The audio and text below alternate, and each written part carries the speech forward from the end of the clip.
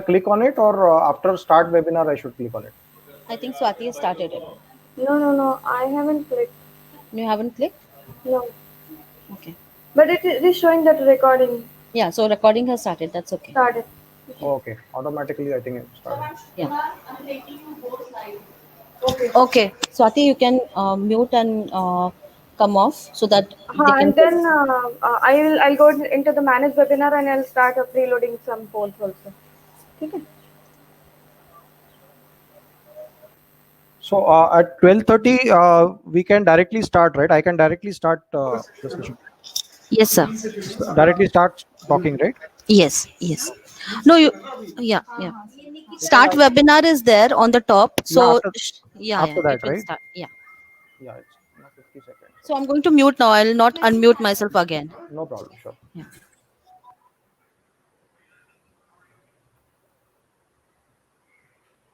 Who's going to do the start webinar? Paresh, is it you? Yeah, I'm doing it. Good.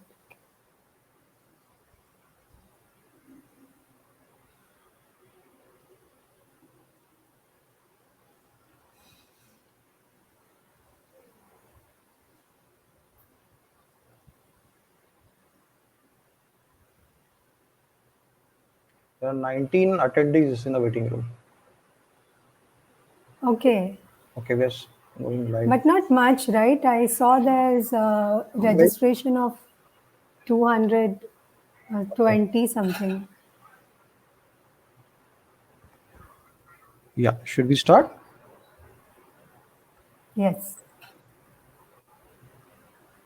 A very good afternoon to all parents, students, and all viewers present today. Good afternoon to all. A warm welcome to one and all. My name is Paresh Kamath, and I'm a senior career mentor with DEA. Just to introduce myself, I come with around 25 years of experience in diverse areas like manufacturing, supply chain, logistics, and IT and systems. I will be moderating the session today. Well, the Indian economy, as we know, is an agrarian economy. All of us know about it. What is also important to know is that the agricultural sector accounts to almost 18% of the Indian GDP.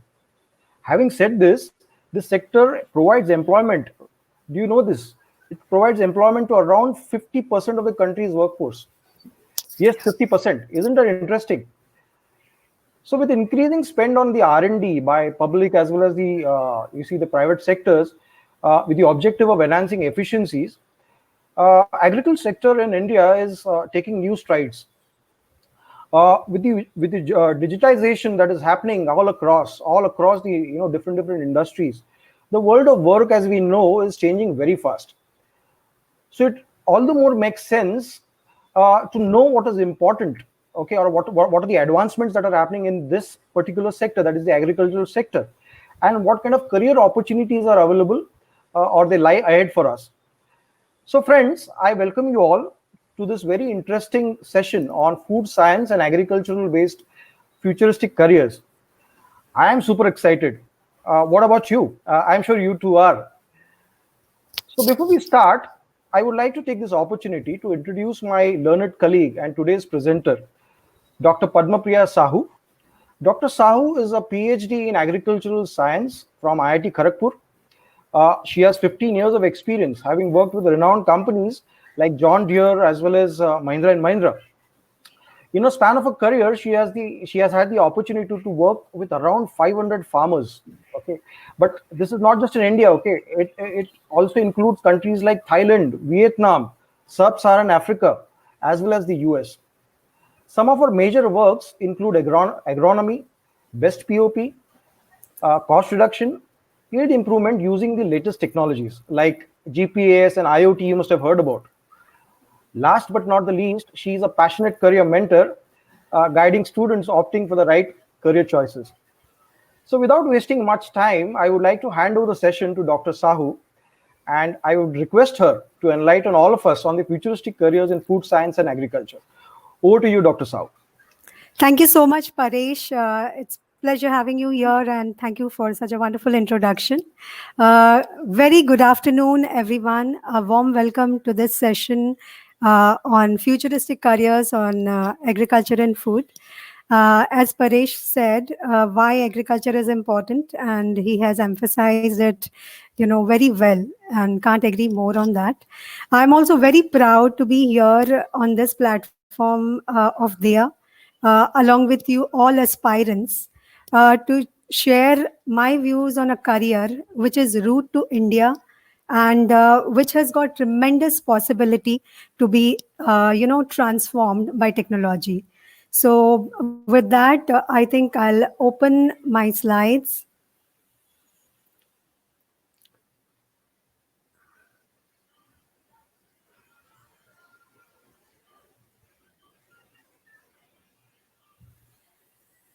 Yeah.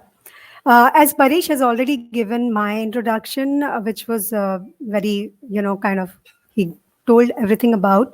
But going forward, I would like to share my career path, so that you would know that what all things I have done, a little bit about the roles that I've handled, what I have learned in those roles.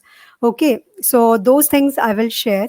And before I just go ahead, I'll set a expectation clear at the beginning with the audience that you can ping us anytime with the questions that you have. You can stop us and ask your questions. Okay, and we are open to, or will be happy to answer those questions. All right. So my first role in the industry was with John Deere, a renowned United States-based company. India headquarters is in Pune. And my role was crop system specialist. Now, this role was basically aimed. It was a completely, engineering-based company. They were all engineers, and I'm coming from sciences background. My role was to translate the farmers' needs to technical language to the engineers, so that they can make better products. So my greatest learning in this role was to spend maximum time with the farmers. So I was in this role for 2 years, and 80% of my time was in fields, learning from the big farmers of India, who are potato kings, who have grown rice and are renowned farmers. So I have learned standing with them in the field, and I treasure those moments, and it is beneficial to me till date. It helps me build my confidence when I talk to farmers. So that was my first role. Then I moved on to global training organization. This gave me a global exposure. Here, my role was to basically write training curriculum on agricultural machineries, basically advanced agricultural machineries.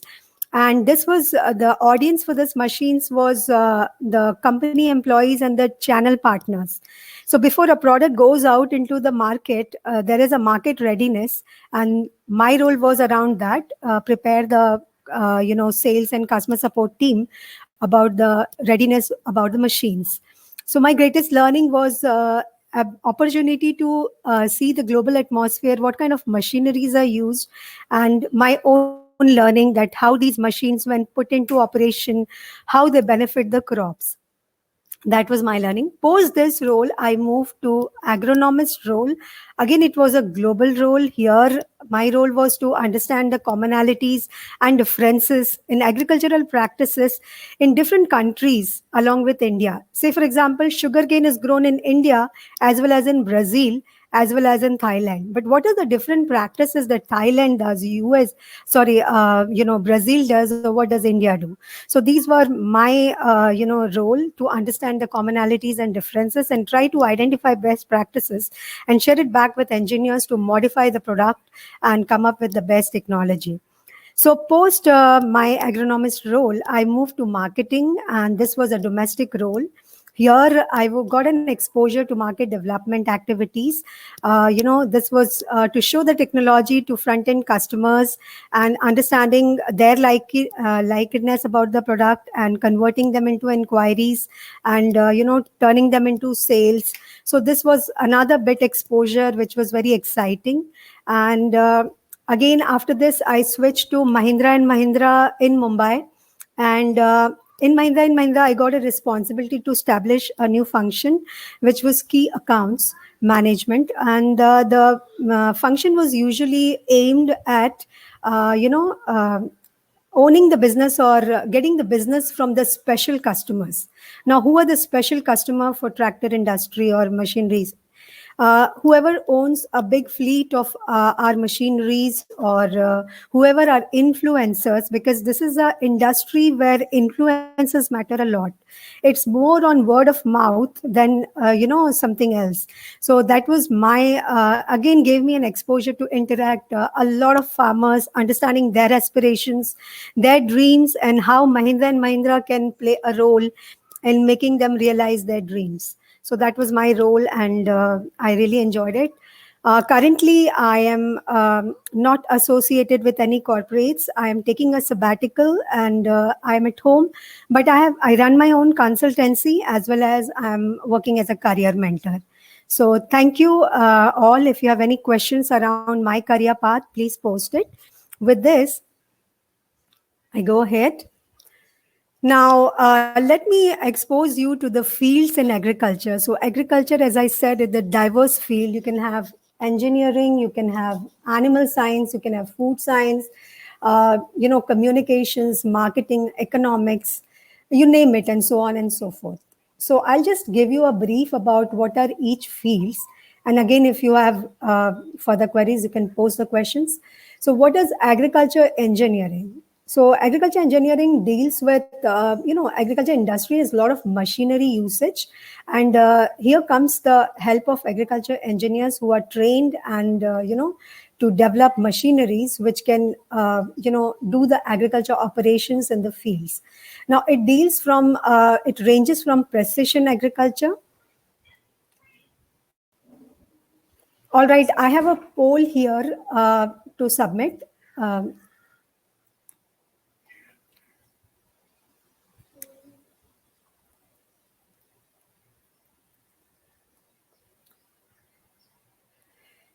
So a poll has been posted. Could you all see it on the screen?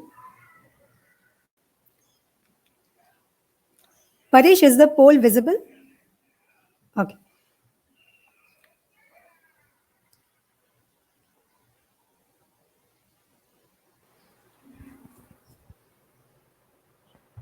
So there are around 54% viewers who are not so familiar with this field of agriculture, and 44% are familiar. All right. So, more than 50% are not very familiar. Now, this question helps me to deal with details so that everybody understands the concept. Okay. So, thank you. Thank you, everyone, for answering the poll. All right. So, in agriculture engineering, the streams which are specializations are precision agriculture or agriculture machineries. So when I say precision agriculture, it's a very, I would say a very fancy term, or a very term which is in vogue. People think like, okay, wow, precision agriculture. So now in this field, what happens is there is a data which is collected from the GPS, and that data has to be analyzed by these engineers.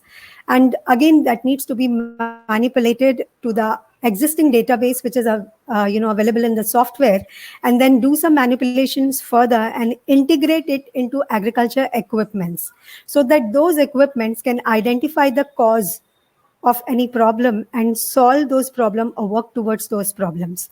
Some of the examples are, variable rate technology, where, what is variable rate technology? Just to explain, when we are trying to apply seeds in the farm, different fields have different soils, and different crops have different sizes of seed.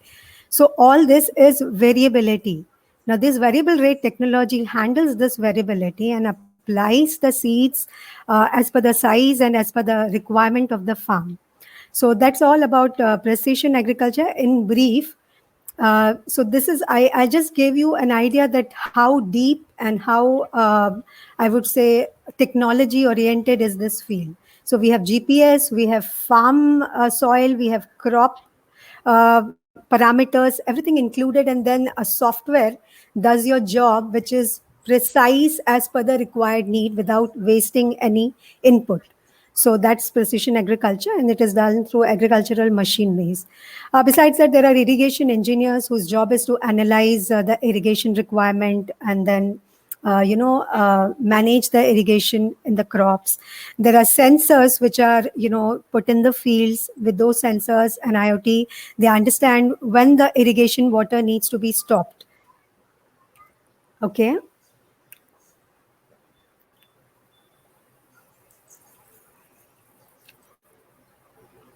I'll pause for the poll.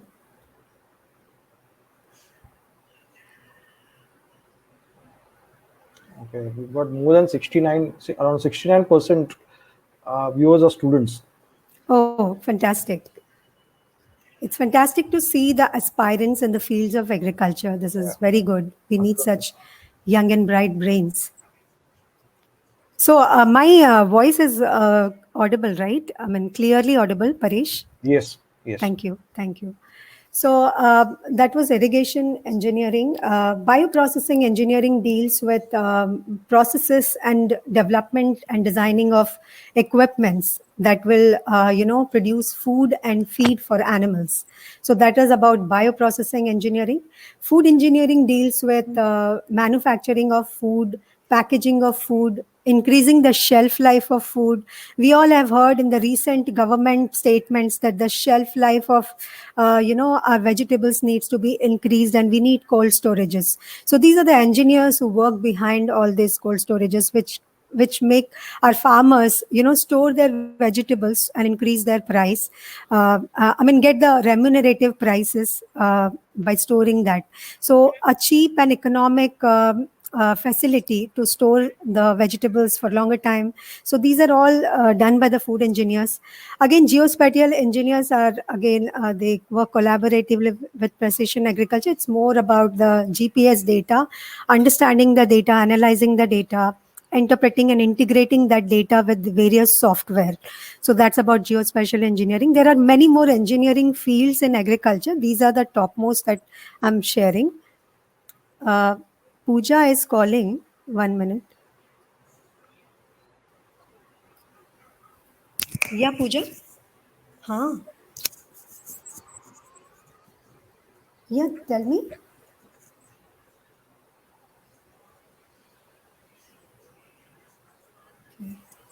Hello? Excuse me. So,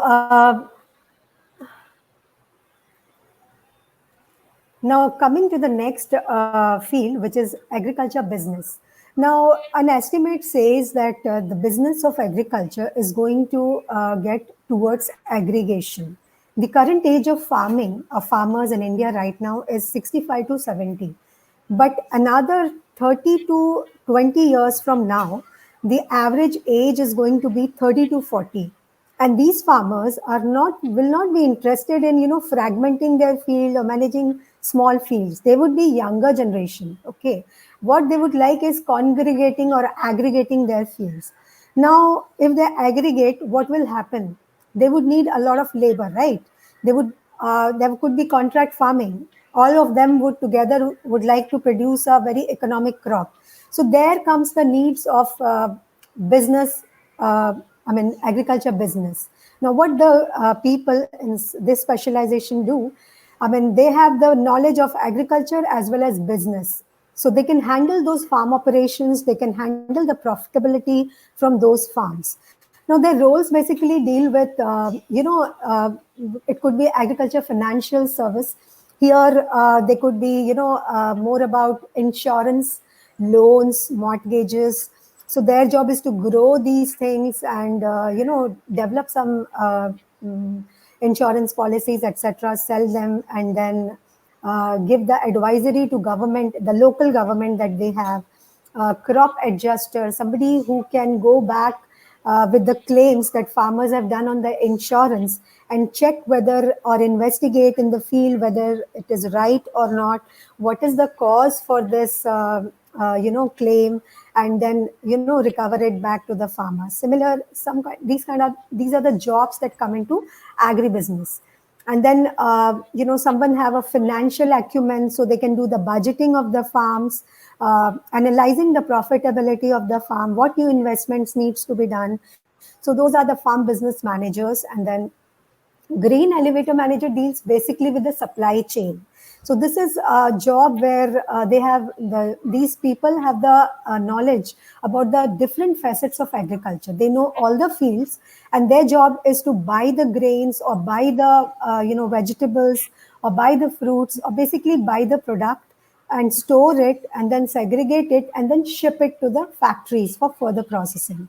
So it's basically to deal with the supply chain. Okay, I will pause for the poll.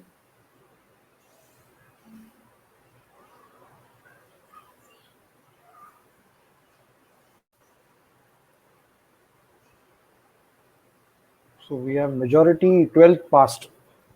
Okay, very right audience, huh? Very right audience, yeah. Okay, fantastic. So agriculture economics, basically, it is the principle, I mean, basically applying the principles of economics into agriculture. Now, what these people do? So agriculture is a cyclic business, okay, and it's a seasonal business. There are seasons, Kharif, Rabi, and then based on that, the crops are grown. So it is nature influenced business. So rainfall, drought, these all impact agriculture production.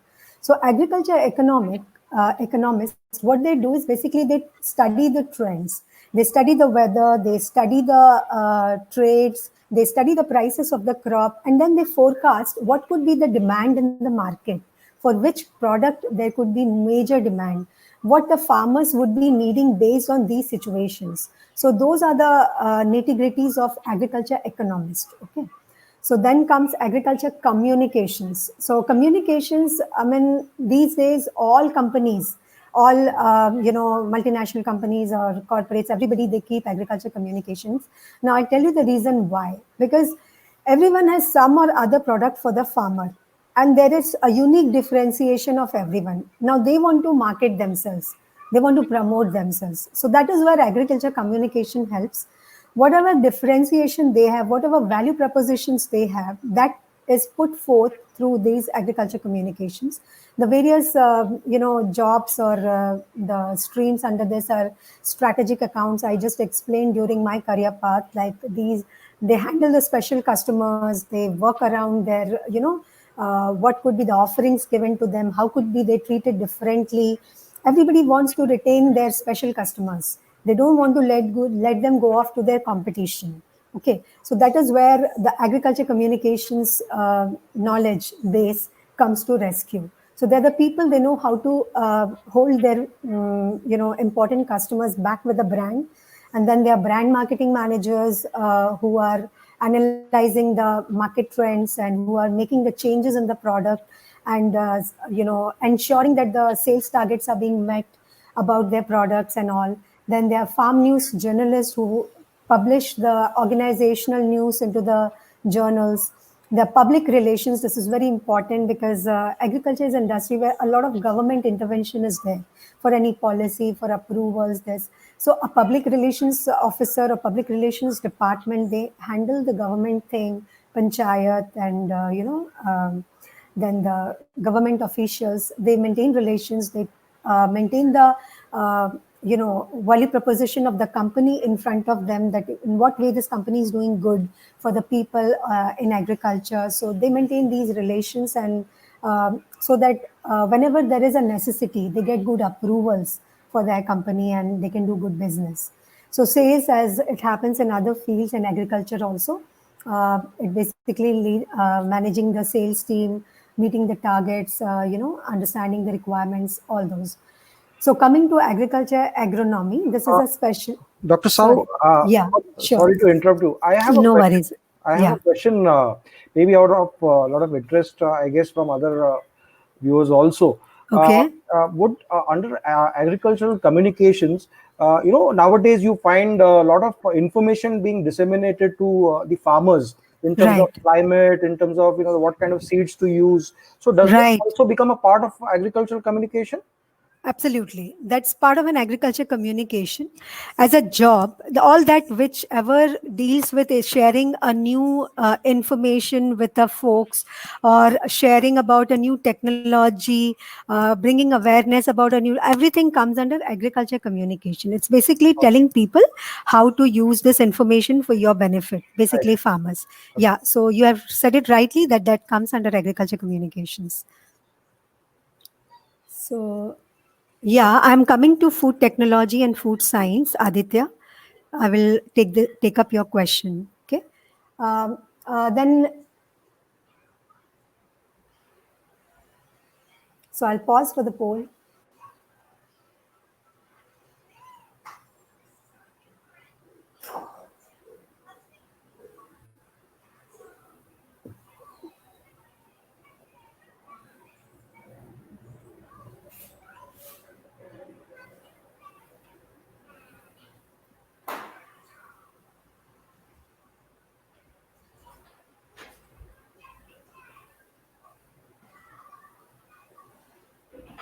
Okay, so more than 40% say that achievement I accumulate is what amounts to career for them. Quite interesting.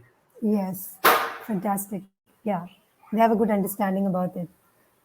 So agriculture agronomy, and these are the specialized fields where it deals with crop production, crop management, profitability, productivity, and stuff like that. There are specialized fields within that, which some of the specialized people deal with insects, which attack the crop. Some deal with diseases. Some deal with soil science. So these are the specialization under agronomy, and they have specific jobs in the research and development or with the various corporates. Some also specialize in seed production. So these are the different job profiles under agronomy, and these are all specializations. Of course, as Paresh mentioned, that they also, and I have also done this job. It's basically to develop the best practices for a crop. Suppose you're introducing a new machine for harvesting sugarcane, say. So for harvesting sugarcane, a crop has to be grown in a particular way. So telling farmers that what should be the spacing between two rows of sugarcane, what should be the management practices so that the machine is able to cut the crops in a efficient manner. So all that comes under agronomy, the dealing with the best practices. So coming to animal science deals basically with upkeep, rearing, production, breeding of livestock. Okay, and livestock is very important these days. Along with crops, livestock is also giving good business to the farmers. Out of India, it's a very big business, but in India also this is catching up. Poultry is doing very good, and I think these days a lot of farmers are interested in keeping goats, and government is also encouraging that. They're giving subsidies for setting up poultry business and goat business. So animal sciences is also a very good field, and it's going to stay profitable for a very long time. Coming to food sciences, I think Atul had asked a question: are food technology and food science similar fields or have any difference?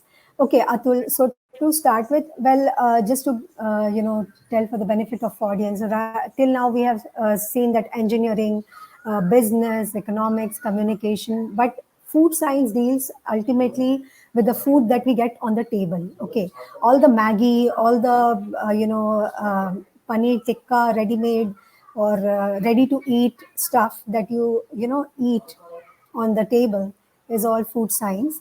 Now there is a difference between food technology engineers and food science.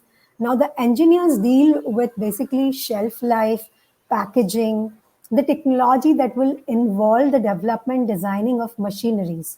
Okay, and food sciences graduations, they will deal with microbiology, chemistry, nutrition, okay, and quality, all these aspects of the food. So Atul, just let me know if you got the answer for your question.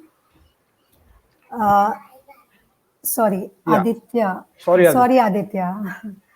Okay, so I think there's one more question. yeah. Does agriculture, it's from Ruturaj Rohit Chandekar. Does Okay. agricultural engineering need farm Satbara Please tell. I did not understand this question. Sat bara is usually for the farmers when they take loan and all, but I didn't get your question, Rutuj. Could you please explain?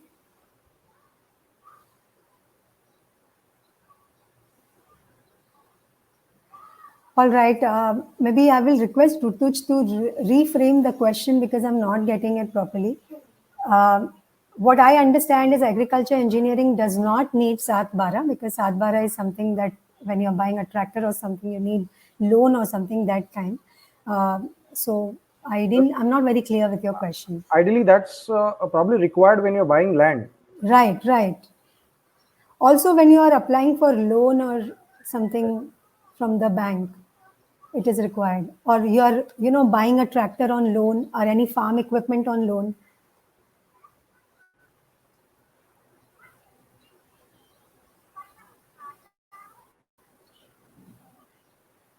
Yeah.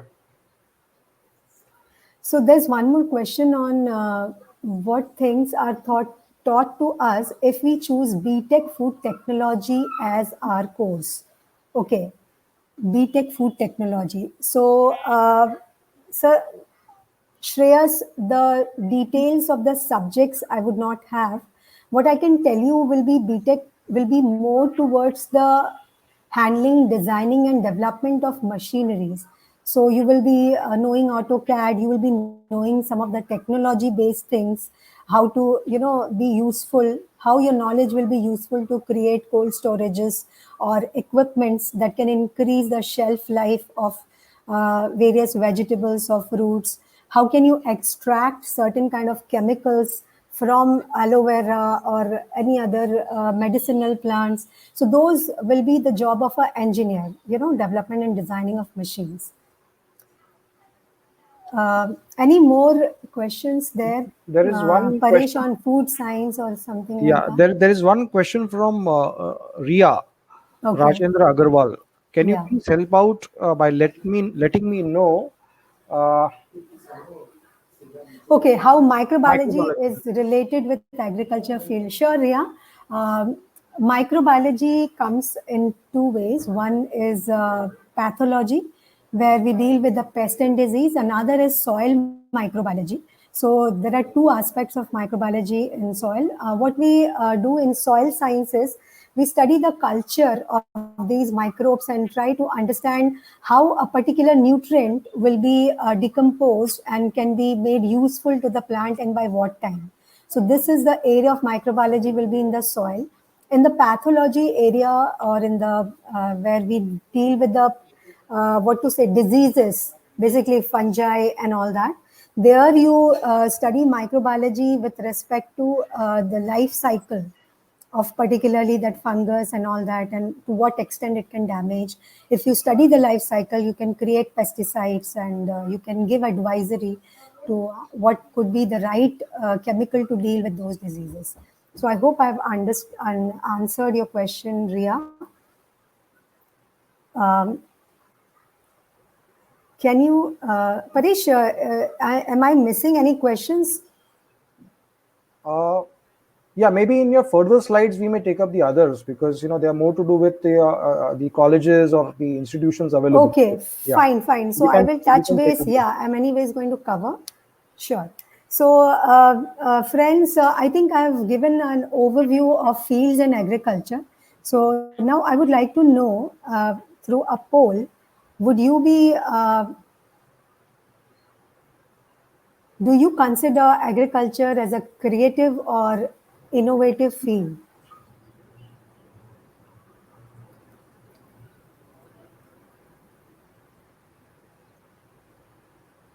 Oh, that's really nice.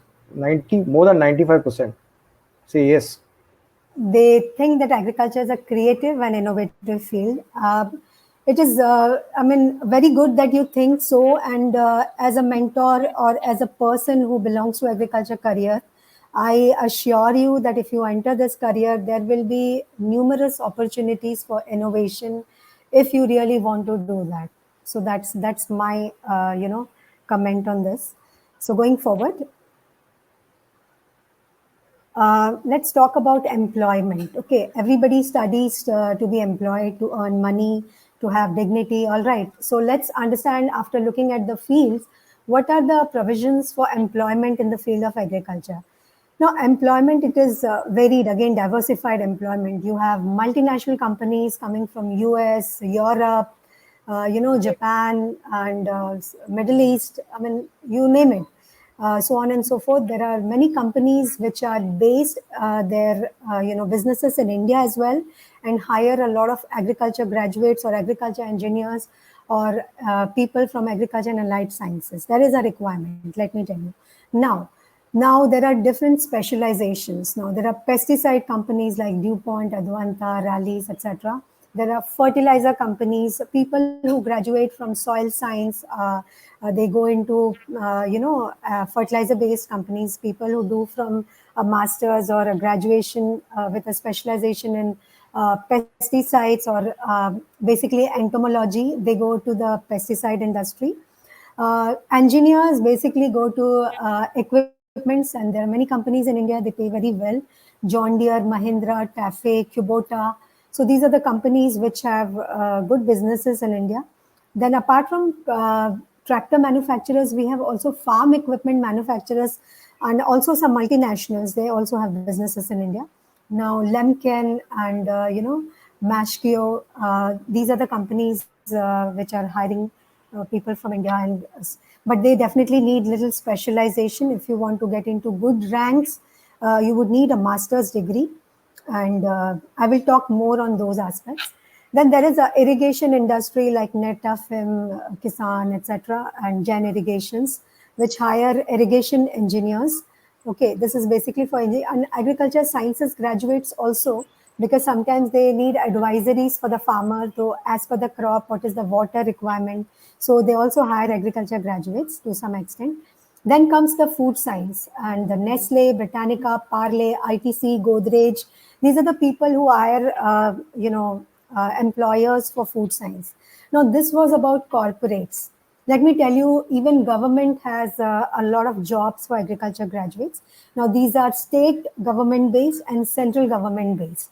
Okay, so all of this, you need to appear for government exams. Of course, you have to appear for their examinations that they conduct.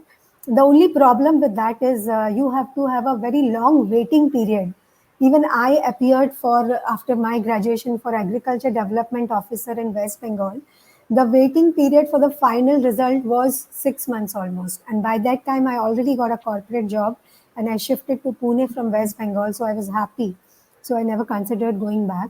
So I'm just telling whoever is a state inclination who wants to stay back in their state or home state, do something for their state, they can choose, government jobs as well. And besides, there are banking sector which is open. They have specialized roles for agriculture graduates. Okay, so they hire them, agriculture specialists, and there are also NGOs, and not to forget the springing startups. There are lots of startups which are coming in the field of agriculture, and they're hiring freshers. And but only thing is, it's a very hardworking field. Startup give you a lot of exposure. So if you get a chance, definitely do that. Now, let me expose you to the work environment and the work context. When I say work environment, work context, at the entry level, as I said, when I joined the industry, I was spending most of my time in the field. Sometimes I did not used to like the sun and the heat and the dust. By the time I would go back to the hotel, my shoes will be all full of dust. My hands will have insect bites. But that is the part of agriculture jobs. I'm not trying to scare you, but these are the learnings that you would love later in your career. Okay, so spending time with farmers, understanding things from them, seeing the crop standing in the field, which is going to give the profit to the farmer, has a different experience altogether. Whatever you learn in your agriculture graduation, but when you come and seek a job and do this in the field, it's a very different experience. So at entry level, yes, there will be a lot of travel, there will be a outdoor exposure. Okay, and very maybe out of 30 days you will be in the office for maybe 15 days only, and compiling the data that you have gathered, making presentations to your manager, working in teams and all that. but most of the time will be this. But once you go into the mid career level, the field visits would be there, but not to go and gather data or solve some problem or something. It will be more about supervision of your team, how the team is able to handle the customer's problem, whether there is a new need or not.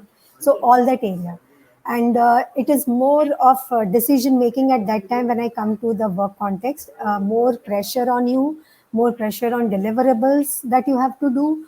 And when you go to the senior level, the outdoor activity becomes really less unless there is a field show or something where you are invited to inaugurate or something.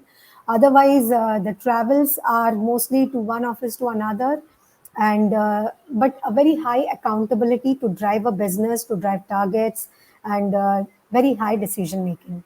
So these will be the, I would say, at any career, any field you choose in agriculture, at entry, mid, and senior level, you will have to face these kind of work context and work environment.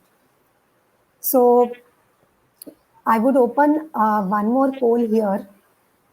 Uh, Yes, Paresh. just going back to Rutuj Rohit Chandekar's question, he has reframed it. Yeah. What he's asking is, we have heard that while taking agriculture engineering college admissions, Okay. there is a requirement if there is a Satbara Utara. So, Mm-hmm. so that means you have a land record with you. You know, you own a land. There is a percentage increase that you get. So if that is Okay. not there, what do you do?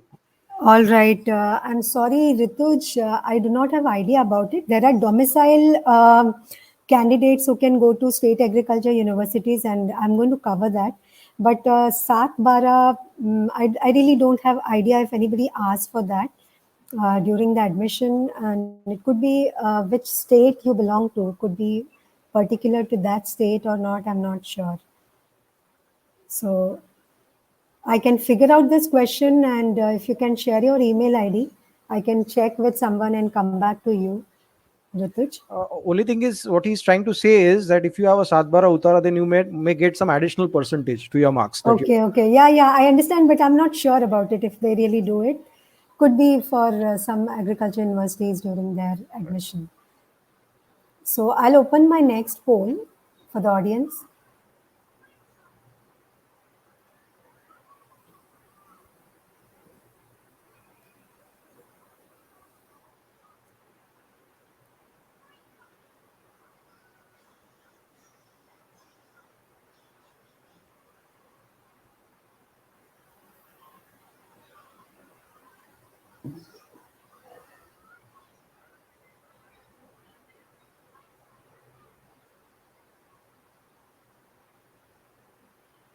so more than 40% are saying no, it's not a Correct. expensive career. Absolutely. It's a subsidized degree actually. Government of India wants to promote study of agriculture because, as Paresh said in the beginning, we are agrarian country and 50% of our employment comes from agriculture, and agriculture is backbone of our economy. So this is one way that government is subsidizing the agriculture education. Now, let me tell you, agriculture education is a 4-year degree course and it is known as a technical degree, be it agriculture science, be it agriculture engineering, be it animal husbandry, or be it veterinary, anything. So all the degrees that you take in agriculture will be a 4-year degree course. First 3.5 years is curriculum where you have practicals and studies, and the curriculum is built, it's basically interwoven with a lot of streams, different streams together, and it is built in such a way that the student who is going to come out with a degree is having a very good framework, a robust framework to deal with all the agribusiness things once he's out from the college. So that's why they give, and the fundamentals of different subjects come into agriculture: physics, chemistry, biology, statistics, economics, business. All these things are taught. Basically, we take the fundamentals of these all subjects and is interwoven into agriculture stream, and a student gets to know all these things. Okay. So there are two ways to enter into agriculture stream. One is if you have a domicile of a state, the universities or the state agriculture universities either conduct their exam or ask you to get a joint entrance exam of your state and get a scorecard along with your 12th marks. So these are the two things that they ask, and then they do a merit list and a cutoff rate based on the number of students who have applied and the 12th result, and then they take admissions. That is for the domicile part. There are a couple of people who do not have a state domicile. They can still apply for agriculture. Indian Council of Agriculture Research is an independent body under the Ministry of Agriculture, and they conduct a all India entrance exam for non-domicile students, and they reserve 15% of seats across India in all universities. So once you clear this entrance exam, there are rankings from top rankings to bottom. Top rankers go into engineering, then agriculture sciences, then fisheries, then horticulture. Like that, you get, based on the merit list, people get to choose the stream. Now, this is also a very, good way to enter into agriculture. They conduct all India entrance examination for agriculture, and whoever gets through this exam also gets a national talent scholarship. Meritorious students get scholarship throughout their study, and I'm a proud recipient of this scholarship from ICAR. So that's why I'm saying that agriculture is not a very expensive course. Even if you go from a domicile state, the course fees is very less, but the knowledge and the infrastructure that these universities have, the laboratories these universities have, the exposure they give you, the faculty that these universities have is really great. So that way I'm saying that it's an inexpensive course, and it's only that you have to clear the entrance and get into the college. Okay. So now let me tell you about, somebody asked me which are the good agricultural colleges. So certainly there are a lot of good agricultural colleges. The top one is, I think, Pantnagar Agriculture Universities, Punjab Agriculture University, then Hisar Agriculture Universities, UAS Dharwad in Bangalore, Tamil Nadu Agriculture University. These are a very good infrastructure, and also Indian Institute of Technology, Kharagpur, offers a dual degree in agriculture. But to enter this institute, you will have to clear the joint entrance exam. And in 5 years, they give you a MTech degree, and it has a lot of value in the market.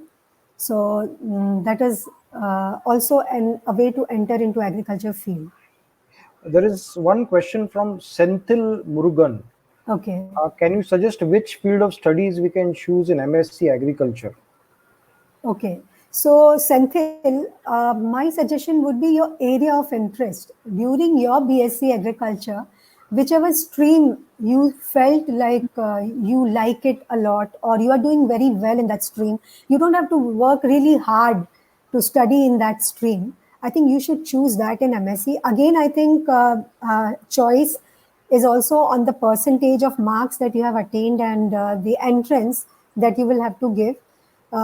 Now, if you are asking from the perspective of job area or employment area, let me suggest you agronomy has a lot of demand.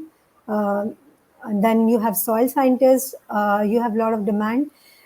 Entomology, pathology definitely have, but the area gets little restricted. You will have to go into specific pesticides or pesticides companies, or it is only the choice gets little narrow. But if you are in agronomy and soil science, you have a wide range of choice. So that will be my answer to your question. Dr. Sao, I have a question. Maybe, yes.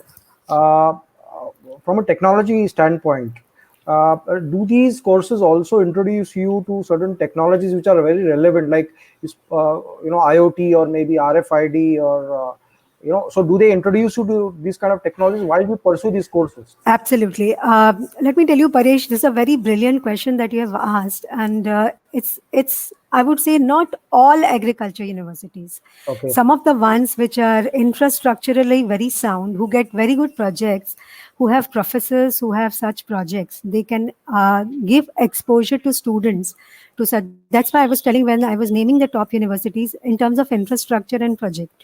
So Okay. if a professor is having a project on drone or robotics, then the students would get a chance to, enter into that project based on their merit, of course. But they do have a choice there. But if a university is not very good in infrastructure, then the exposure the student has to himself or herself, hunt for these opportunities. And I would say if there is a will, there is a way.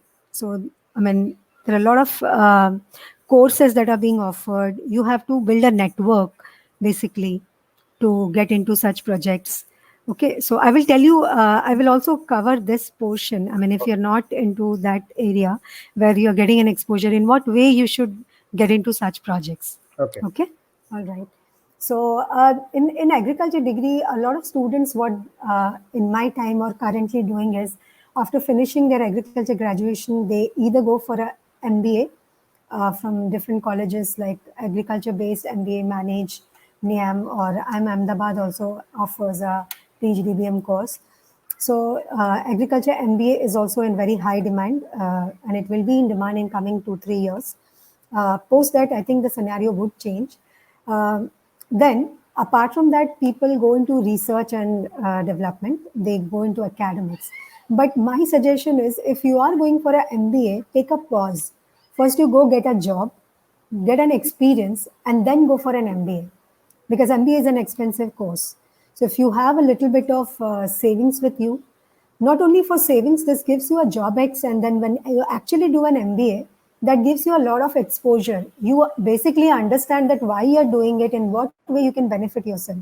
Don't jump directly after a graduation into an MBA. So that's my suggestion. Okay. Since Rutuj is saying, I guess I answered his question.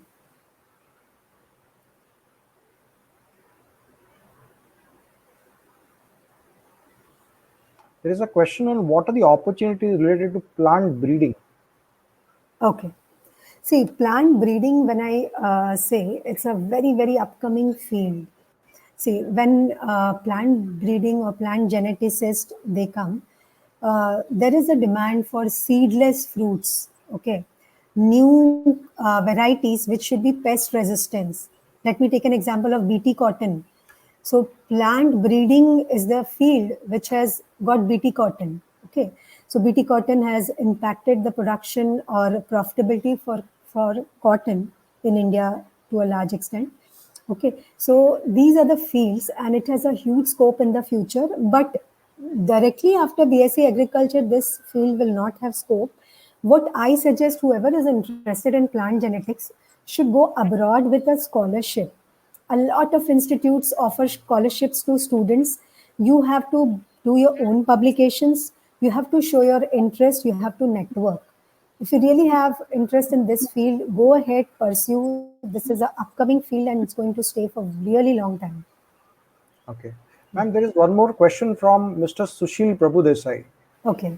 For becoming an agricultural economist, do you need agricultural background? See, agricultural background, what I understand from your question, you mean to say coming from a farming background, right? So, not really, not really. See, I am myself not from a farming background, and agriculture was just a chance for me. I just happened to enter into this field, frankly telling you. But once I entered, I realized that it's a very good field. So for your question, what I want to say that agriculture economics, no, I don't think it requires you to be from that background.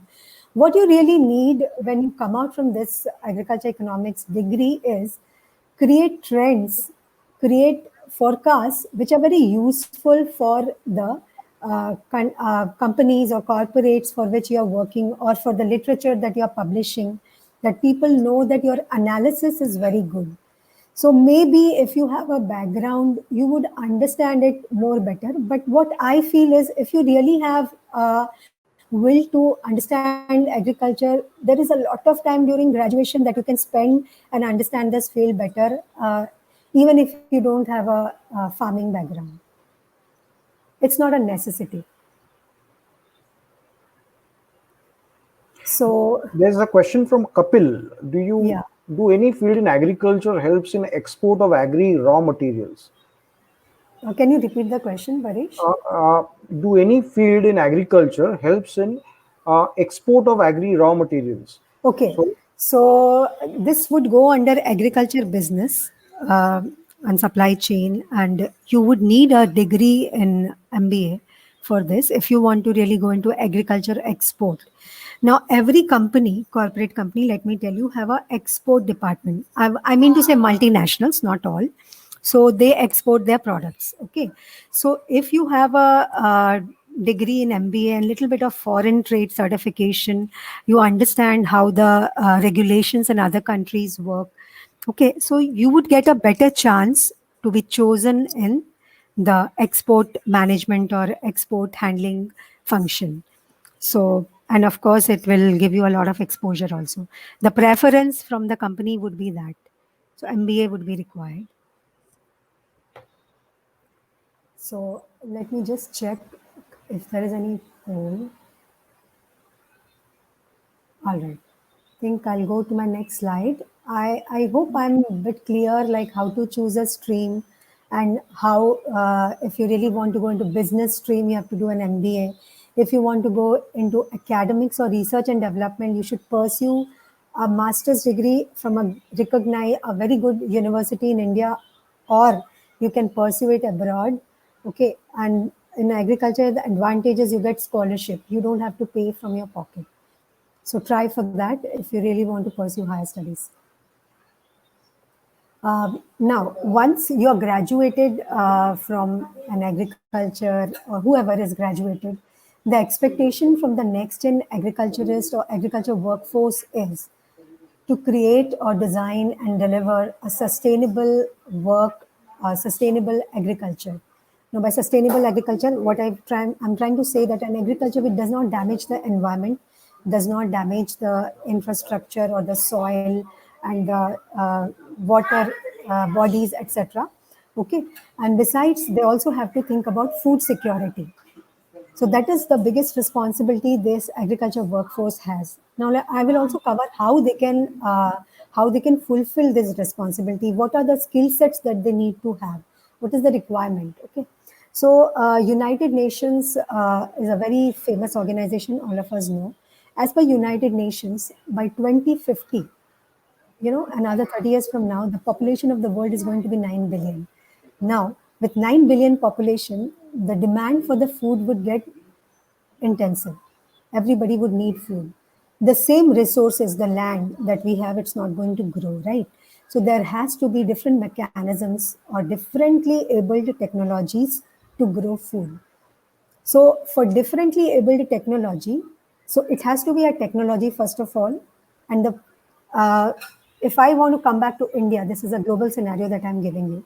In India, if we come, India is self-sufficient in grains production. India is first in milk production. India is second in grain production, second in pulses production. Top vegetable producer. A lot of first ranks in fruits, spices, tea. I mean, we have a lot of accolades. I'm not denying that. But when it comes to adoption of technology, we are lagging far behind. We are not able to adapt the technology in agriculture and progress much in agriculture compared to many advanced countries. Now, here comes the need of the bright minds and the young minds who can adopt the technology. Now, what kind of capabilities do they need? They need digitally literate. They should be able to understand a little bit of coding, okay, programming, whichever stream you are. I'm telling you, 10 years from now, 41% of the agricultural jobs are going to be technologically transformed, and one in every three agriculture jobs have to be tech job. Okay, whatever we are, 10 years from now, this is going to be the scenario, and it is not Padma telling you, it is a great research which is done by a very renowned professor, and he has put out this figures.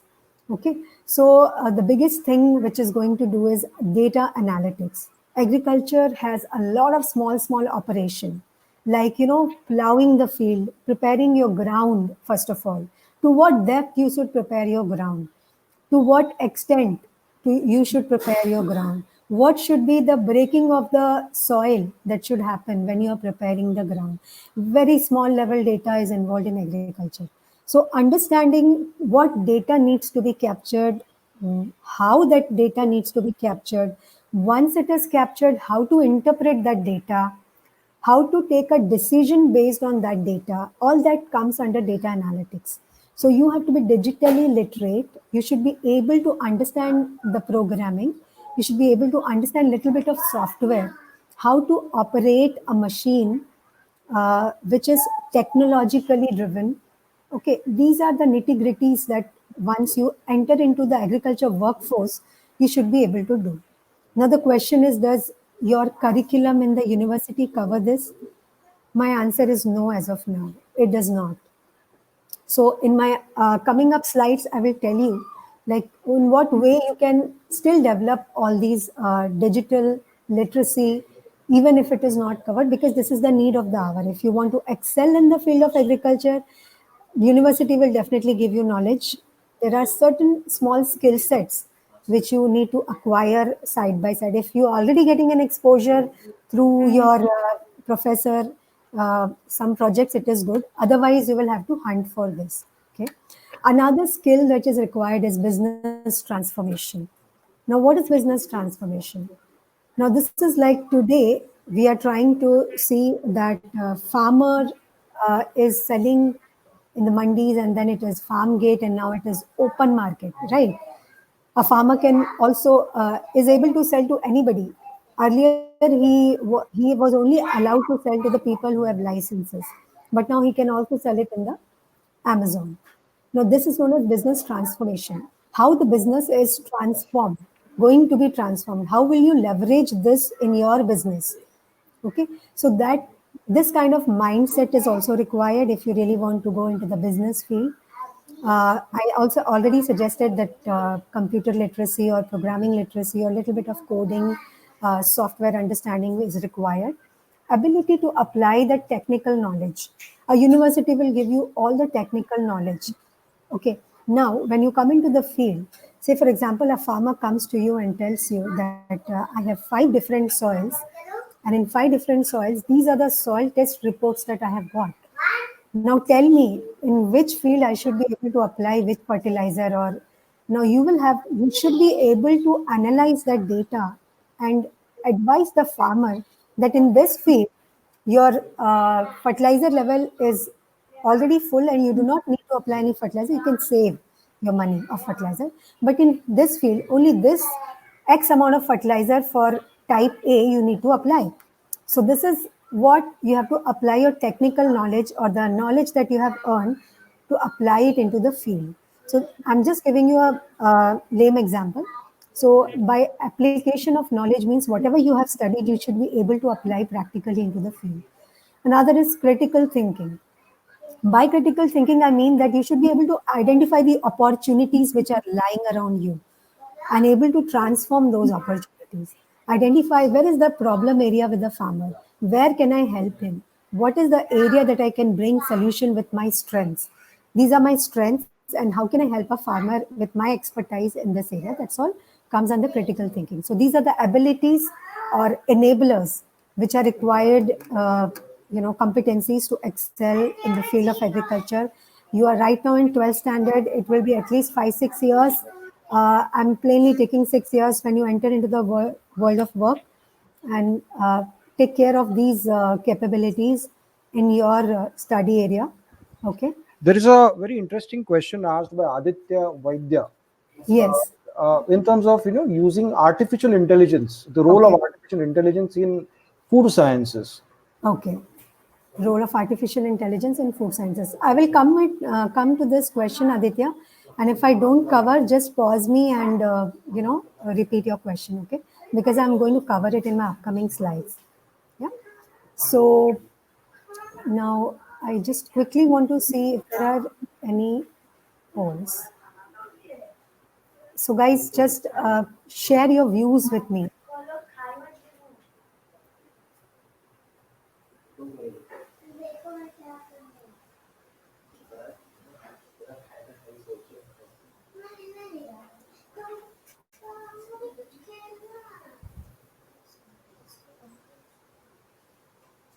So we have more than 70% who agree. All right. Okay. I'm able to, drive it through that. Yes. So anyway, those who disagree maybe can share with me later, like why do they disagree? But that's perfectly fine. All right. Coming to artificial intelligence and so what could be the future of farms.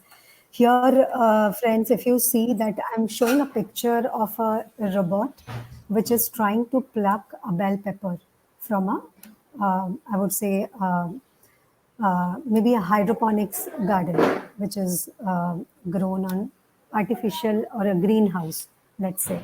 Now, what is happening is this robot is programmed to identify a ripe bell pepper. So the software tells him that check the color of the bell pepper and see if it is ripe. And it has a scanner inbuilt in it, and it quickly scans and chooses out of all the bell peppers in the plant, and then goes there and plucks that exactly the right one. And all this is done in a time of 24 to 26 seconds. So this is the impact of robotics, which is going to be there in the future. So the labor that we would require, now I will also tell that there would be technology automation and technology augmentation. These two will be the fields. Now with automation, I mean that uh, the technology will make a lot of value addition or improve the process of our work. But when I say augmentation, the technology will work with the agriculture worker. It will make his job. Say, for example, I'm a parts manager and I have to count, maybe check by counting like how many parts are deficient in my kitty right now for a particular, uh, you know, maybe OEM or whatever, a particular part. Fine. So I am going to count. Now, if I have a robot, the robot is going to do the counting and I'm only going to do the analysis part that, okay, this much of deficiency is there and I will use my brain to do some other value added work. So that is technology augmentation. So there will be two types of technology. One will be automation, which will make our job easier, and another one will be augmentation. So this is basically automation.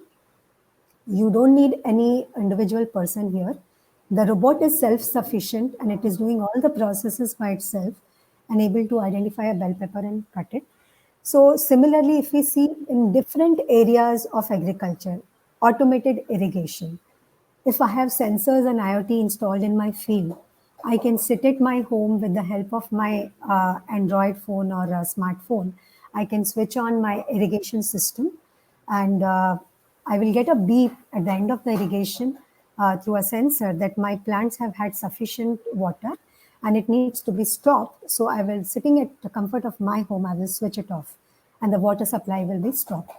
So that is automated irrigation. I don't have to go into the fields, check if the water is full, and then cut the canal, then shift it to another field.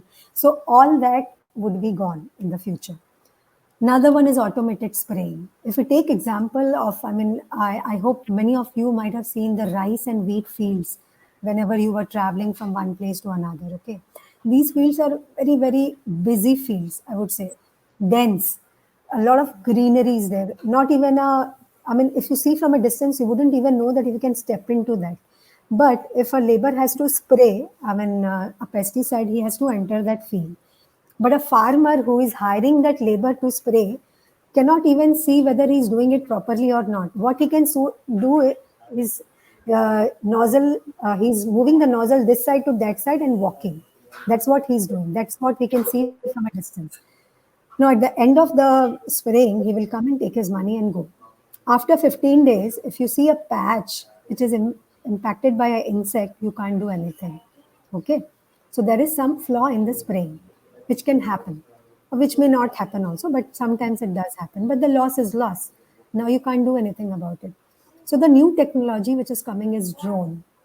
Of course, the government regulations are there not to use, but then work is on. Drones would be spraying automatically over the crop. There will be a picture of the field, okay, on your computer screen. You can see where the drone is growing and spraying the pesticide. So this is going to be the future scenario. In crops, a dense environment like rice and wheat, where spraying is a difficult task, drones can be used as a technology. Now, automated selling. The farmer can scan the pictures of the fruit where it will talk about the color and the size of the fruit and the little bit of nutrient quality also of the fruit. And then he can upload that picture into the, any Amazon or somewhere, and then it can be open for sale. This is more on the automated selling. So this is going, I mean, I just gave you a glimpse of the future of the farm and to what extent technology is going to impact all the operations which is happening in the farm. Now coming to a question of, how artificial intelligence is going to help in food science, right? Parish, I guess that was the Yes, question. yes. Yeah. So to answer that question, there are different processes, okay, which happen when you are manufacturing a food. Okay. What is food science? Basically, you're trying to manufacture a very nutritious, high shelf life, quality food for the consumer to have. Okay. So now I hope you understand what a robot can do. A robot will definitely take out all the routine based tasks during your manufacturing operation.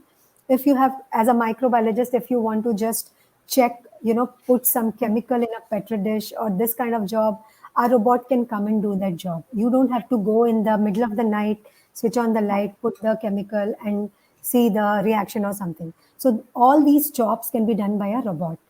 So I guess these would be some of the interventions that AI can do in food science. So I hope I've answered your question. Just, I mean, going through this future of farms, one question that comes to my mind, and I'm sure the audience also would be quite, uh, wanting to ask that. Okay. When we talk about technology, obviously there are a lot of technology companies today who are indulging in IoT or maybe data analytics and all that, which are typically software companies. Absolutely. So do agricultural engineers have a scope to work in the software arena and work under the agricultural domain, but from the technology perspective? Absolutely. Absolutely, they have. I think that is what I'm going to cover in my next slide. Okay, Guess so. Not this, but maybe next to next. But I will come back to your question sure. because my explanation is answer to your question. Okay, Okay. fine. Yeah. So I'll just quickly check if I have any polls to do.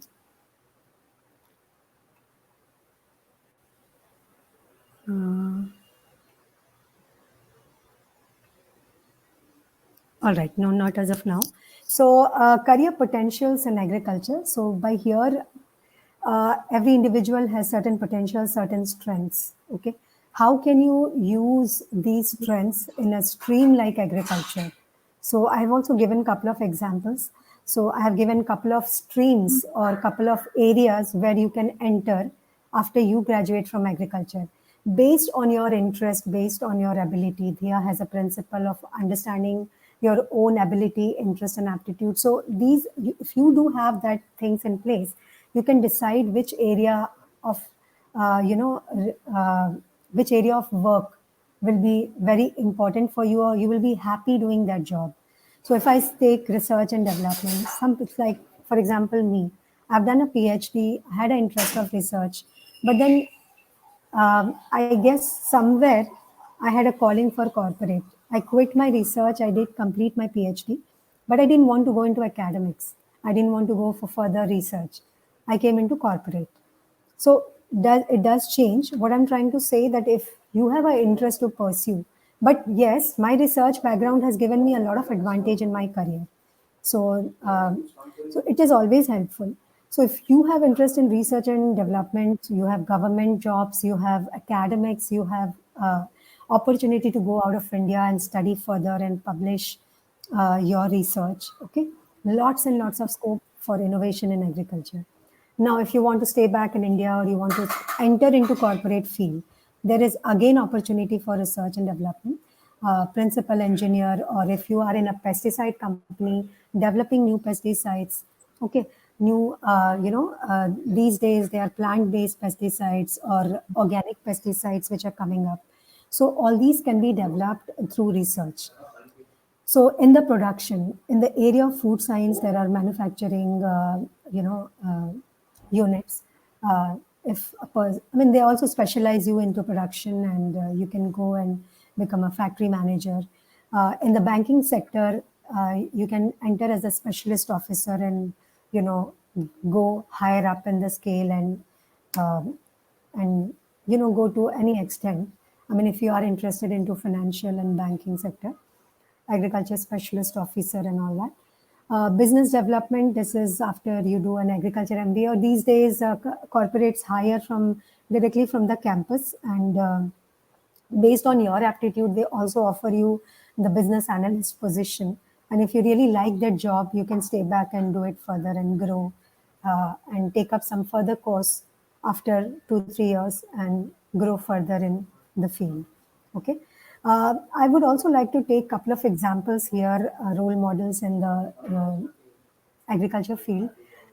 This is a picture of Dr. M.S. Swaminathan, who is known as father of green revolution in India.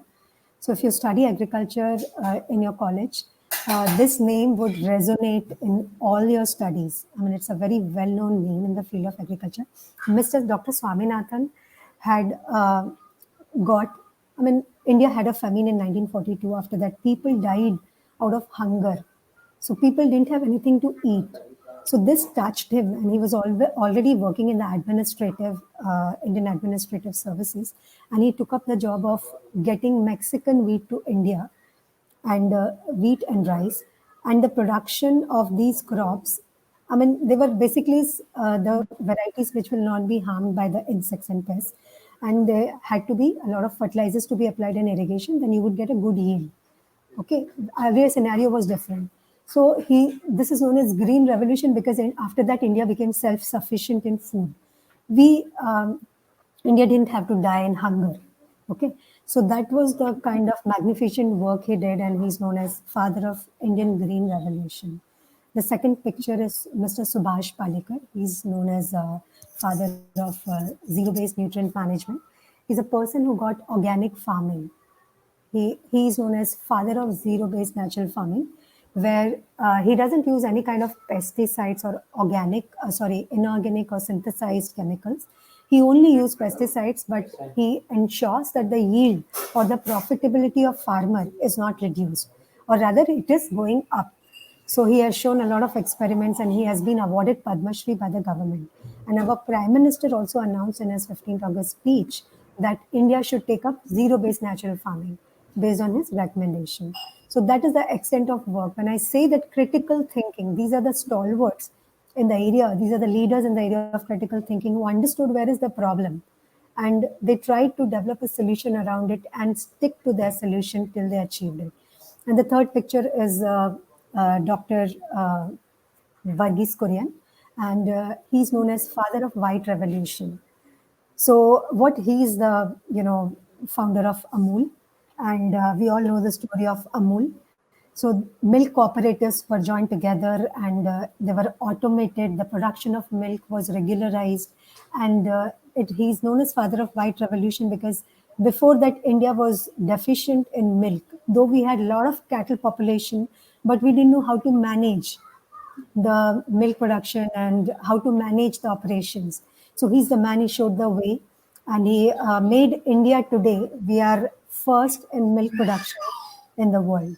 So that is, these are the leaders who had done marvelous work in the field of agriculture, who have stabilized the life of many people and impacted the life of many people.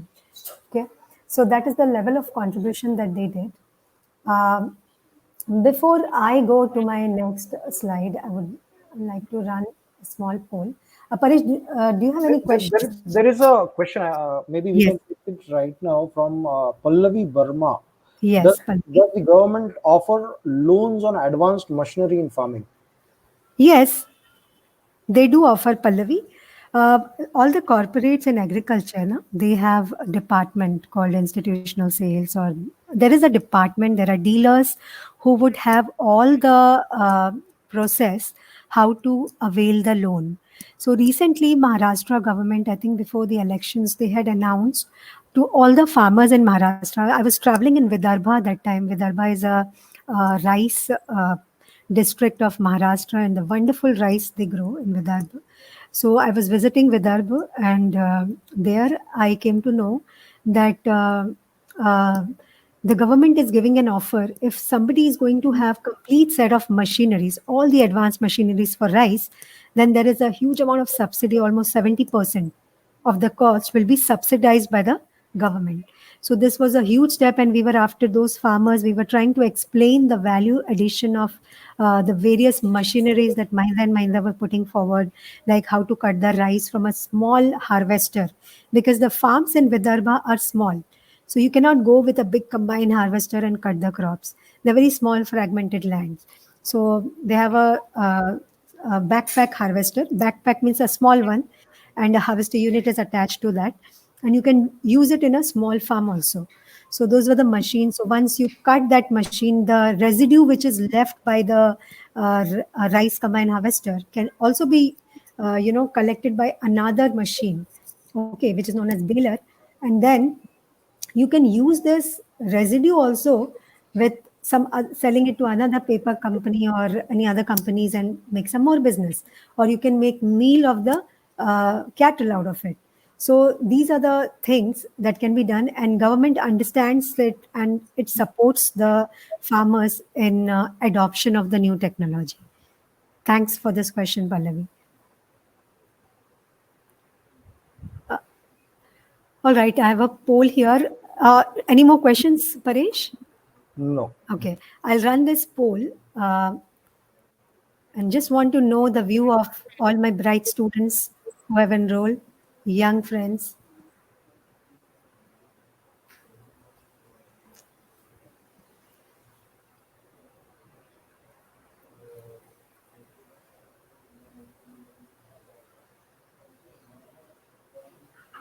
Oh, that's really good. We've got 100% score. Oh, fantastic. So they all know the importance of planning, which is really good.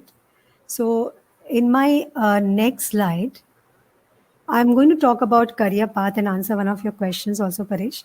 So when I say career path, so why I say success rate of achieving your goal improves, because if you have a career path in mind, if you have a future goal in mind, you will be aware of your strengths and weaknesses, right?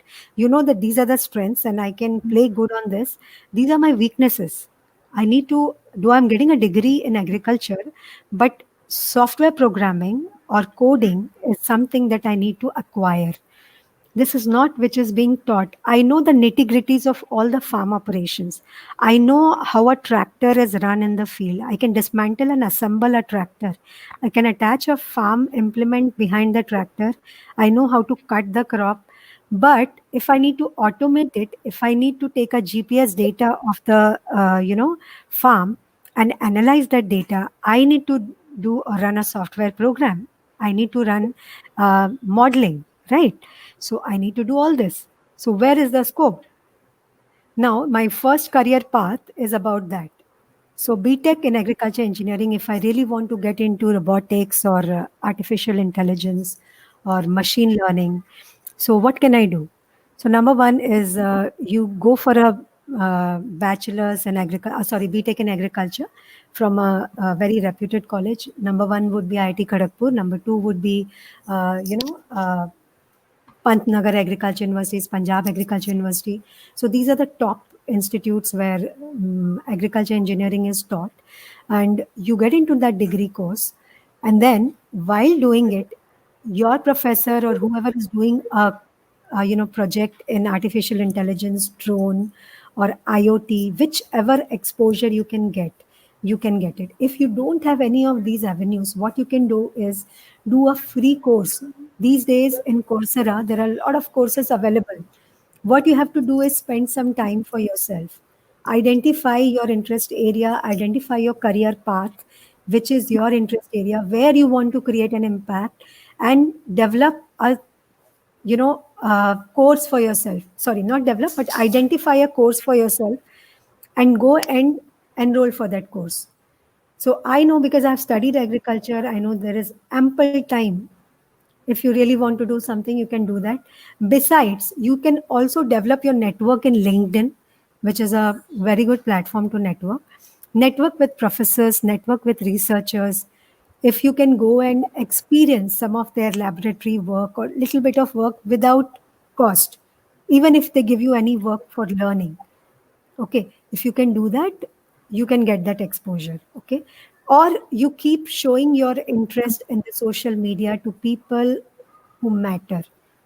Network with network with the officials who work in R&D in the LinkedIn platform. Try to see what are they sharing in the LinkedIn platform about the new technology. Try to read it. Share your views. If your views are catchy, they would definitely come back to you. They will notice you, right? Your job is to get their attention. So try and, but not in a wrong way, definitely in a good way. Okay, because you want to keep that attention on you. So you have to do that, and that's how you have to learn it. Now, but all these fields require a master's degree. Okay, if you want to pursue a master's degree, you will have to undergo entrance again, and you have to take a project in IoT or drone. A lot of professors and these universities are doing a project, and you have to go and do the master's course. And a certification course is run on artificial intelligence, machine learning. You have to do that certification course because all the agriculture automation is in machine learning and artificial intelligence. So this certification course is necessary even if you work a little bit. Or some companies give you exposure on job, which is very good thing. And if you are lucky, you can get that kind of job where you can get a exposure in the work itself. Nothing like that. And then, but my suggestion is keep publications ready, keep your views shared in the social media, let people know that you are interested. Okay, there is a lot of value of freshers who come with very fresh brain and a lot of ideas, and a lot of brilliant thoughts. So they are required everywhere. Only thing is you have to show your intent, okay, that you want to do it, and then you can get into the corporate jobs or research industry or wherever you like. That is the outcome of all your hard work. Okay, for BSc agriculture, if somebody wants to go into the business stream from agriculture, there's another career path for them. But here also I would suggest that please undergo a certification on coding at least. You should know a basic coding language, okay, and fundamentals at least to any field in agriculture, because everywhere there is automation. You will need to operate a machine, you will need to handle an app, you will need to create an app to handle your own problem. You may not create it yourself, but you will need to handle a workforce who is creating it. So your understanding of that subject, your proficiency in the subject will definitely give you an edge over others.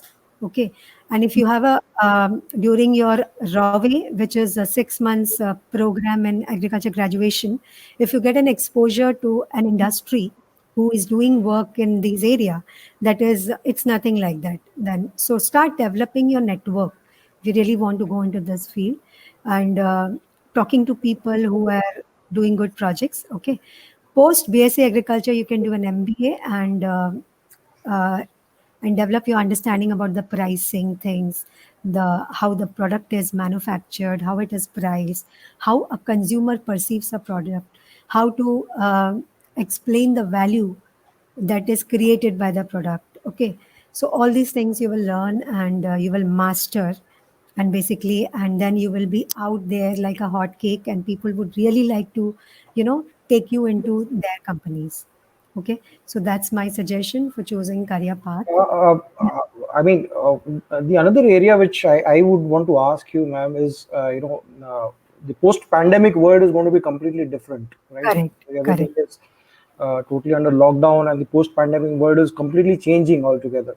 So, when it comes to farming, or when it comes to the agricultural produce, the how does the role of supply chain play out here in terms of somebody who's a supply chain expert? Can he play a very important role in the Absolutely. agricultural economy? Absolutely. Supply chain, as Paresh mentioned, has played a key role during the pandemic whenever we were sitting at home and having our food. It was due to the experts in supply chain who solved all these problems. So basically, identifying folks who have the produce.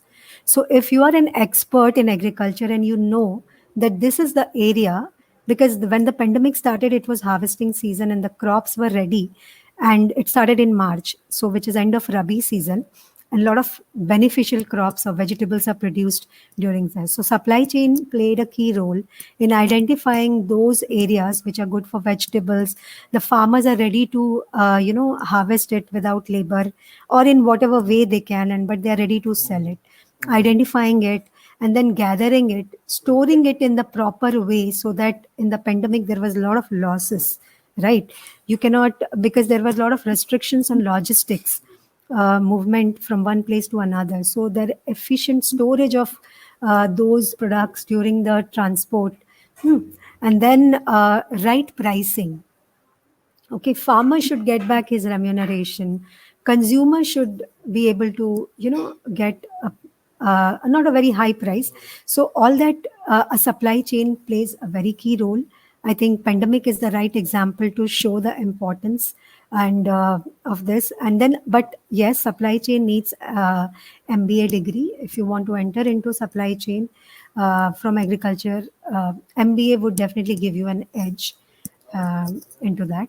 Paresh, did I Yes, answer yes, your question? definitely. Thank you. Thank you. We have Yeah. Pallavi Burma who says both her questions were not answered. But then, Okay. Pallavi, your one question was regarding government offering loans on advanced machinery, which ma'am has already answered. Yes, you get the loans. Okay, Pallavi, we will definitely answer your questions. Let's see what are her questions. Pallavi Burma, right? Yeah. Does animal sciences husbandry deal with only farming to get profit, or do they follow norms and healthy practices? Only farming to get profits. So, Pallavi, I'm not very clear with your question. Okay, I mean, are eco-friendly means practiced? Okay, are you talking by any means about poultry or something, Pallavi? I'm not very sure. If you are around, can you reframe your Yeah. question? Probably what she's trying to ask is it only profit oriented business, Okay, or are they really following the government laid down norms okay. and healthy practices? Is the Okay, Pallavi, I think this is a very difficult question and a debatable question. Yes, government regulations are there and people should follow it when it comes to, but there are, I would say, organizations or quality checks at every place to check whether people are following the norms or not. A food or anything is not certified unless they are following those norms. So, then it's a debatable thing to what extent it is being followed and not. But yes, to check those practices, there are food quality checks, food regulation authorities in place who put their stamp, and if they do not find any malpractice or being followed, then they reject the lot. So if we take example of poultry, okay, if the poultry is having some infection or if they are overfed with some hormones, the produce that they are doing will definitely be caught when it is being, the sample is tested, right? So if the sample shows high amount of hormone, or if the sample shows something, then the lot will be rejected. So those are the quality standards. But yes, it's a very debatable thing to what extent it is being followed in India. But yes, there are norms that needs to be followed. Okay. I guess we are running out of time. So Okay. We will answer the questions which has not been answered. sure.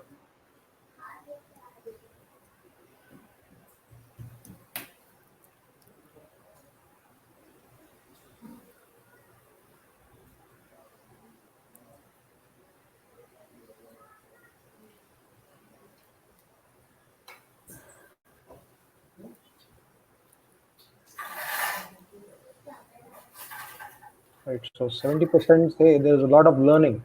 Definitely. Fantastic. Thank you.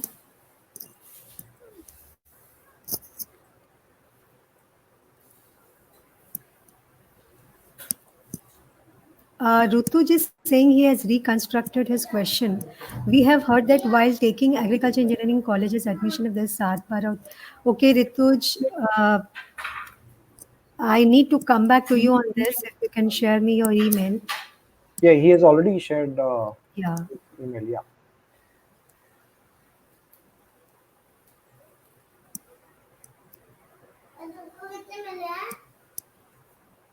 Okay, Manali is asking, ma'am, may I know job opportunities after MSc Biotechnology or in food science? So, Manali, as I told, food science is a very, very uh, in demand area. Okay. Companies like ITC, companies like Godrej, Parle Agro, Nestle, these all employ food science graduates into, because they have to create new food and all. So, are you in touch with such companies? Uh, I'm not sure if you have tried any opportunities. So, what I would suggest, if you have not done it, then why don't you contact some of the, uh, people who are working in these companies through LinkedIn or a platform, social media platform, and try to understand what are the job requirements they do have for an MSc Biotech. You have to develop a network, basically, Manali. There is a question from Tania Ambrose. Okay. What is the BSc Agriculture honors? Okay. Yeah, Tanya. BSc Agriculture Honors is offered. I have studied in West Bengal, so they, offer this BSc Agriculture Honors. In the honors, they will allow you to specialize in one stream. Say, for example, I tried to specialize in the BSc itself in soil science. I mean, I had little bit of more knowledge than my peers who chose some other field in soil science. And so it's just that, which is, I mean, whoever offers BSc Agriculture honors, they also offers extra specialization within that time frame only for one particular subject. It is very few universities that offer this. Then we have Nandini Pandit. Okay. Does Coursera offer courses on agriculture?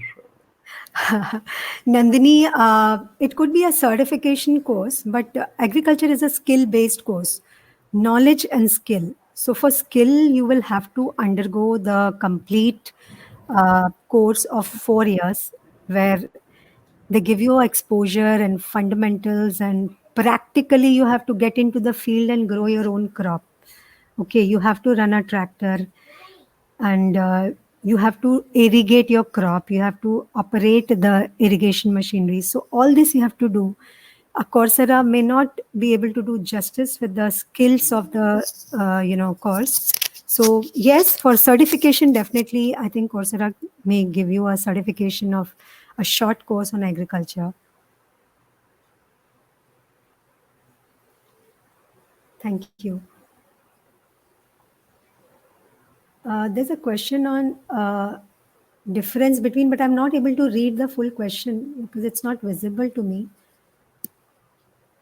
I think Pallavi Burma's question on does government offer loans on advanced machinery, we have already answered. Yes, that we have. Yes, it does offer the loans. Yes, it does offer the, yeah. There is a question from Charlton Stan. Yeah. What is the difference between biotechnology and genetic engineering? Okay. So if we see from a high level, Shartan, these are same. But if you go for a specialization, say you're going into the masters, you're going a PhD, then there will be a huge difference between these two, biotechnology and genetic engineering. It's a off stream. Basically, genetic engineering is an off stream of biotechnology. Okay. So, I mean, if you specialize further, then you get into this stream.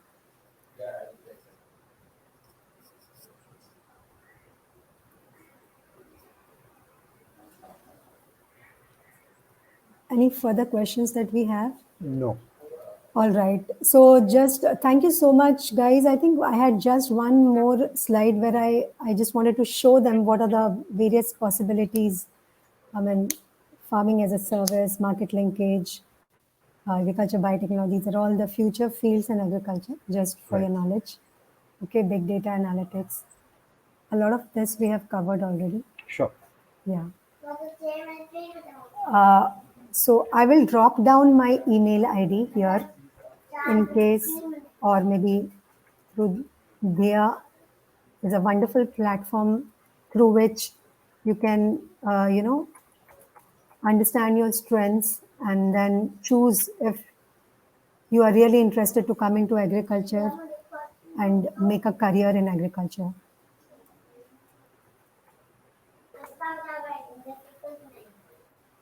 Thank you everyone for being so Right. patient. Yeah. Yeah. So thanks a lot, ma'am. Thank you so much. It was a really a very insightful information that we got about. I mean, personally, I was not knowing that agriculture has, this particular sector has so much career options available. So it was a very informative, very interesting session that we had today, and I'm sure all the people present, all the students and the parents that are present out here, would definitely must have gained a lot of knowledge that you shared today, and I hope everybody will be definitely benefiting from this knowledge that they've got. Thanks a lot. Thank you so much and wishing you all a very good luck for your future and all the best. Thank you so much, Paresh. Thank you so much. Thank you so much. Thanks a lot, everybody. Thank you. Thank you so much.